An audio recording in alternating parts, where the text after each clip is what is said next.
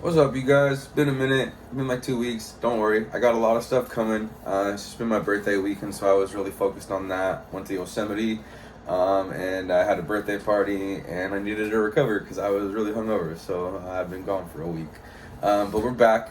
While we were gone, we missed episodes 3 and 4 of What If. I'm not gonna do a whole review breakdown of those episodes, but I'm just gonna give my initial reactions of what I thought.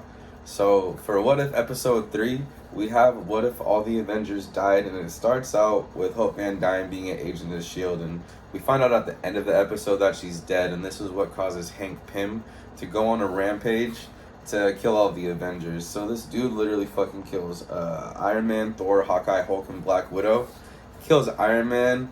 And when they're in Iron Man 2, they go back to that scene when they have to give him a shot to cure his heart from like the nanites or whatever they're about to kill him. Those nanites, I guess, actually kill him, but it was Hank Pym.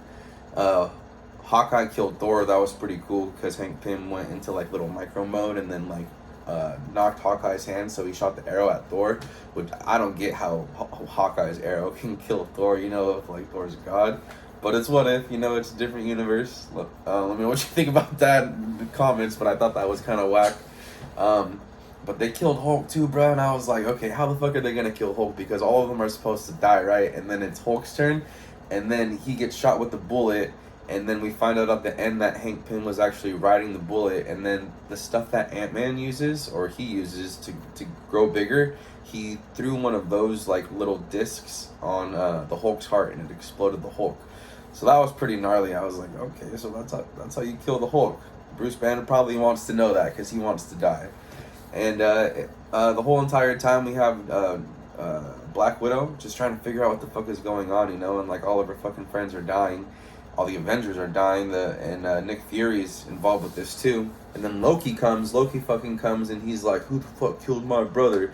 Nick Fury's like, alright, we're gonna find this out.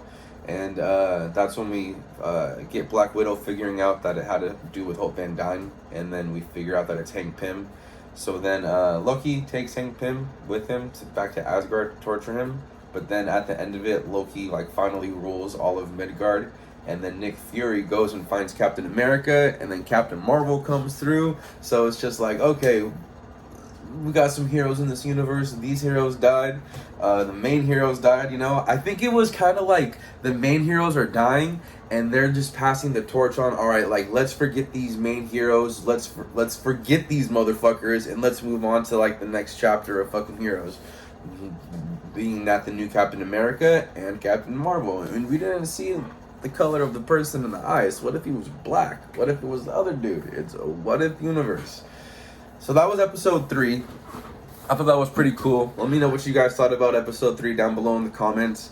I'm not going to have that many pictures here. I'm just going to have the pictures for episodes 3 and then episode 4. But I promise next week when episode 5 comes out, back to normal.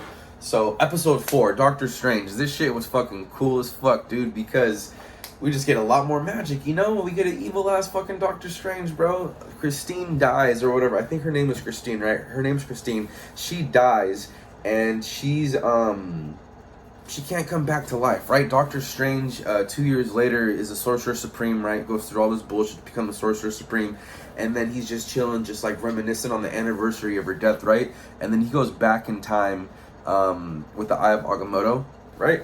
And he tries to bring her back over and over and over and over and over and over again, bro. Fucking hella times he tries to bring her fucking back.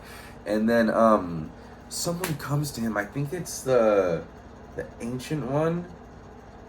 It's the Ancient One. Yeah. The Ancient One comes to him, and she says, stop doing this. You're gonna drive yourself mad because you can't break an absolute point in time.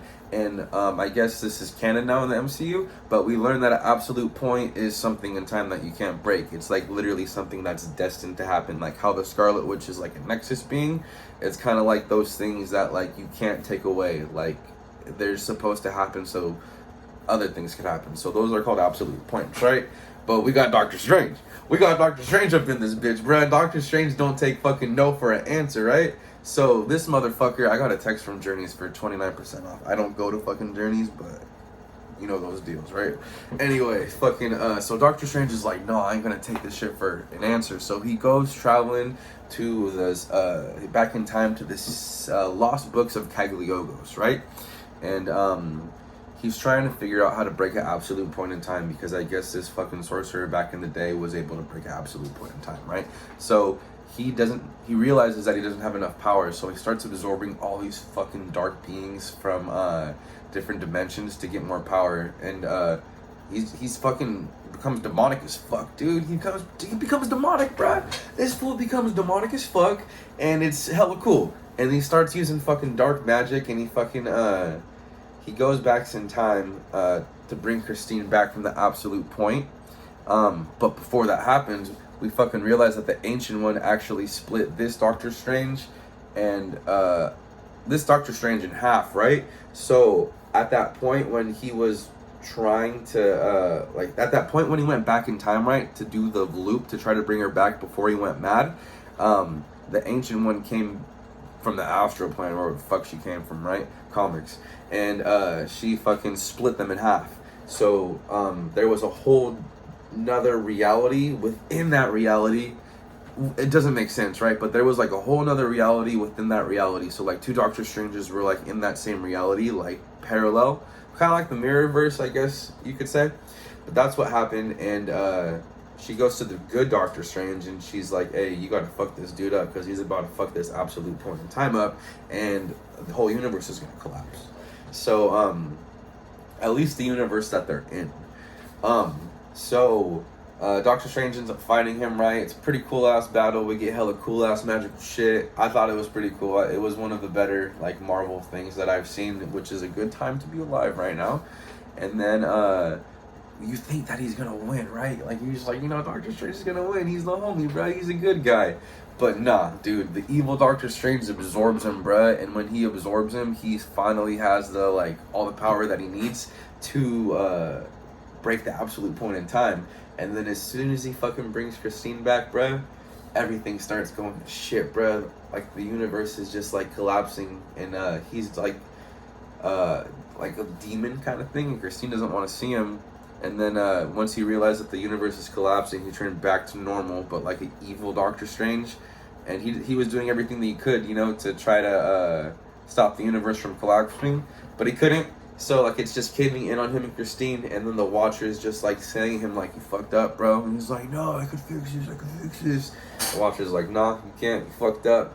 And then boom, nothing.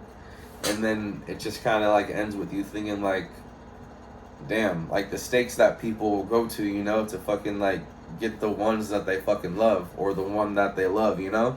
And I thought that was pretty cool, you know. It's really mimics life. And it was one of